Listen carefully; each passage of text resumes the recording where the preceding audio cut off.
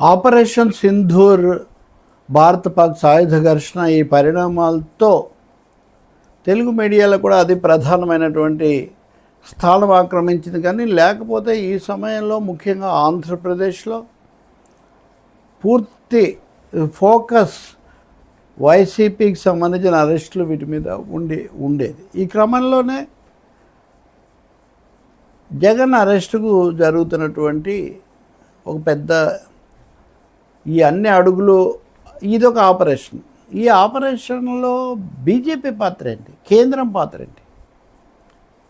నిజంగా కేంద్రానికి తెలియకుండా, కేంద్రం అనుమతో ఆశీర్వాదమో లేకుండా ఈ పని చేస్తారా? ఈ ప్రశ్న చంద్రబాబు నాయుడిని జగన్ అరెస్ట్ చేసినప్పుడు కూడా ఈ ప్రశ్న వచ్చింది.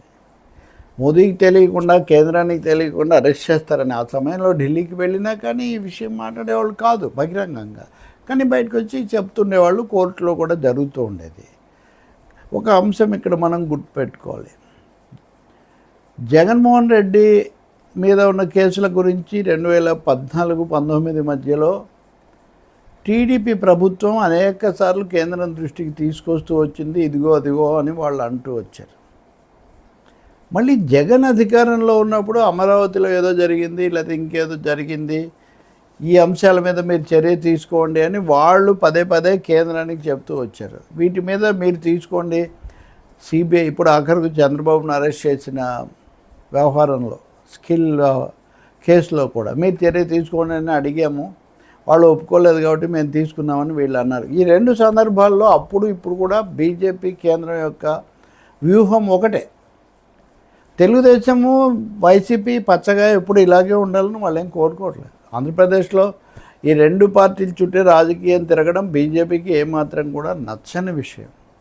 తాము పెరగాలి. ఇప్పుడైతే కనీసం పవన్ కళ్యాణ్ చిన్న పార్టీగా వచ్చి పెరిగాడు, ఉప ముఖ్యమంత్రిగా ఉన్నారు. జనసేన సనాతనవాదం అని పూర్తిగా తమ మార్గానికి వచ్చింది కాబట్టి జనసేనను ఆధారం చేసుకుంటాము అనే ఆలోచన కూడా బీజేపీకి ఉంది. ఇవన్నీ ఏమున్నా సరే తెలుగుదేశం వైసీపీలు కుటుంబ పార్టీలని అప్పుడు అనేవాళ్ళు. వాళ్ళు ఇప్పుడు అనకపోయినా మిత్రులుగా ప్రభుత్వంలో ఉన్నారు కాబట్టి వాళ్ళ ఆలోచన అదే. కాబట్టి అప్పుడు ఇప్పుడు వాళ్ళు ఏం చెప్తూ వస్తున్నారంటే మీరు ఆధారాలు సేకరించండి, మీ దగ్గర ఏమైనా ఉంటే మీరు అరెస్టులు చేసుకోండి, కేసులు పెట్టుకోండి, ఏదైనా చేయండి, మాకు సంబంధం లేదు, మమ్మల్ని ఇన్వాల్వ్ చేయకండి అన్నట్టుగా. మాకు అది చేయకండి, ఈడీ చేయాలి, సిబిఐ చేయాలి, మీ తరఫున మేము చెయ్యం, మీరు చేసుకుంటే మేమేం అడ్డం రాం, వీలైతే ఆధారాలు మేము కూడా తీసుకుంటాం. ఇది బీజేపీ స్టాండ్. అందుకనే నేను ఇంకో చోట చెప్పినట్టుగా లావు కృష్ణదేవరాయలు వైసీపీ నుంచి వచ్చి తెలుగుదేశంలో చేరి వాళ్ళ పార్లమెంటరీ పార్టీ నాయకుడైనటువంటి కృష్ణదేవరాయలు అధికారపూర్వకంగా కేంద్రం దృష్టికి ఈ మద్యం కుంభకోణాన్ని తీసుకొని వచ్చారు. తద్వారా దాన్ని రికార్డ్ చేశారు. దాన్ని కేంద్రం కూడా స్పందించక తప్పని ఒక పరిస్థితి కల్పించారు. చెప్తూ ఉంటే వాళ్ళు ఎలా కాదంటారు?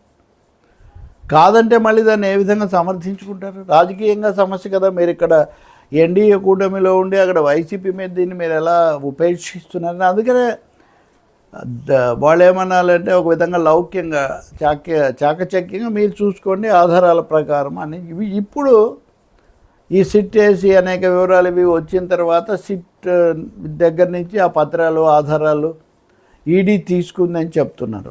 ఎప్పుడు రంగప్రవేశం చేస్తారో తెలియదు. ఈడీ మీరు గుర్తు చేసుకుంటే తెలుగుదేశం ప్రభుత్వం ఉన్నప్పుడు, వైసీపీ ప్రభుత్వం ఉన్నప్పుడు కూడా తెలుగుదేశం నాయకుల మీద చేసిన కొన్ని పనుల్లో ఈడీ వచ్చింది, పత్రాలు తీసుకుంది అనేవాళ్ళు. ఈడీ వచ్చిందంటే కేంద్రం వచ్చింది అని ప్రత్యర్థులు ప్రచారం చేసుకునేవాళ్ళు. కానీ తీరా ఏం జరిగింది, అడుగులు ముందుకు పడింది పెద్దగా ఏం లేదు.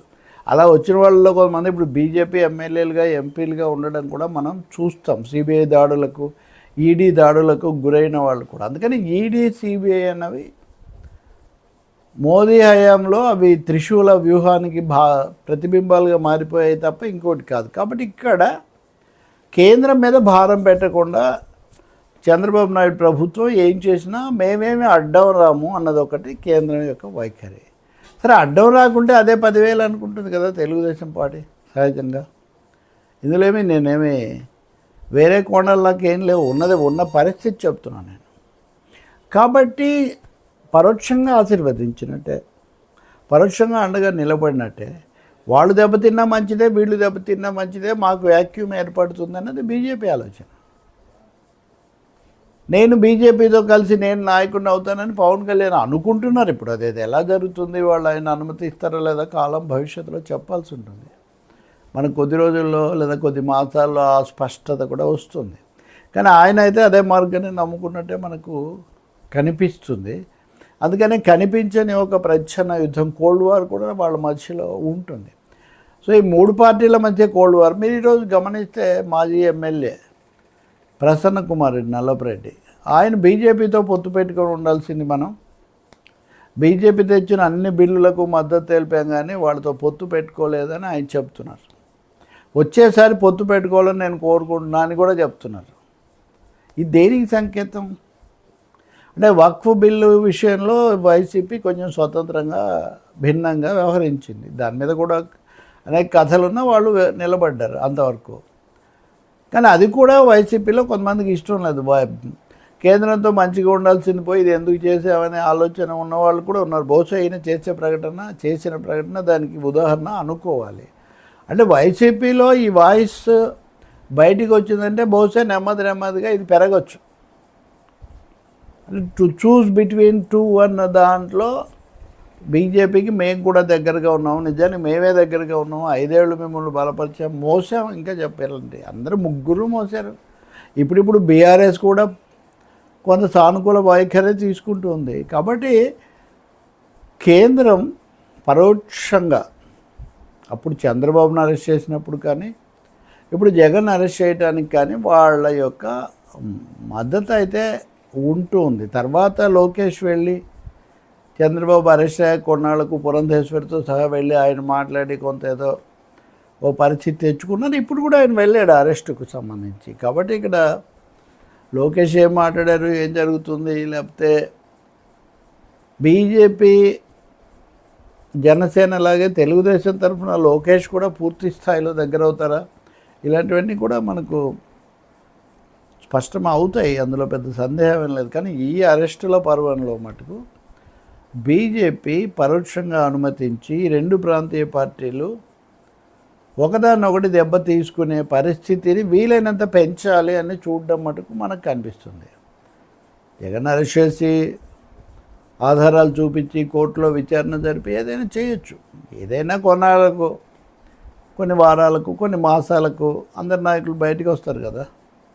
సో దాంతోనే ఇప్పుడు చంద్రబాబును అరెస్ట్ చేస్తే తెలుగుదేశం ఏమీ అవ్వలేదు. ఆయన ఇప్పుడు ముఖ్యమంత్రిగా ఘనంగానే తిరుగుతున్నారు. అంతకుముందు జగన్ అరెస్ట్ చేస్తే ఆయన కూడా ఇంకా చెప్పాలంటే అరెస్ట్ అయితే మంచిదనే ఒక వాదన కూడా, ఒక విపరీత వాదన కూడా ఉంది రాజకీయ వర్గాల్లో. బయట ఉండే గంట లోపల ఉంటే బయట సానుభూతి తెచ్చుకోవచ్చు, ఇట్లాంటివి. అవన్నీ నేను ఇక్కడ చెప్పడం లేదు. కానీ బీజేపీ కేంద్రం మాత్రం చాలా పకడ్బందీగా కథ నడిపిస్తూ ఉన్నాయి. వాళ్ళు ఎవరికీ దొరకకుండా తమ ప్రయోజనాలు కాపాడుకోవడం ఎలాగో చూస్తున్నారు. కాకపోతే ఇప్పుడు ఈ ఆపరేషన్ సింధూర్, మోదీ ప్రభ మొదట్లో ఉన్నది కాస్త కొంచెం మసకబారటము, మెజారిటీ రాకపోవడం, ఇట్లాంటివి అప్పుడున్న జోష్ ఇప్పుడు కొంచెం తగ్గించిన మాట నిజమే. కానీ ఇప్పటికీ అధికారం వాళ్ళ చేతుల్లోనే ఉంది కదా.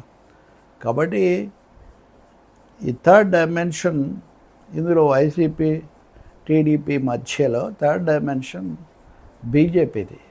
జనసేన బీజేపీతో ఉంటుందా, సొంతంగా పెరగడానికి ప్రయత్నిస్తుందా అంటే ఇప్పటి ఉన్న సంకేతాలన్నీ పూర్తిగా బీజేపీకి అడుగుజాడల్లో నడిచే పార్టీలాగా ఉంది. కేవలం ఏదో ఎన్నికల పొత్తులే కాదు, అసలు భావజాలం కూడా దాన్ని పూర్తిగా పుణికి పుచ్చుకున్నట్టుగా పవన్ కళ్యాణ్ వ్యవహరిస్తున్నారు.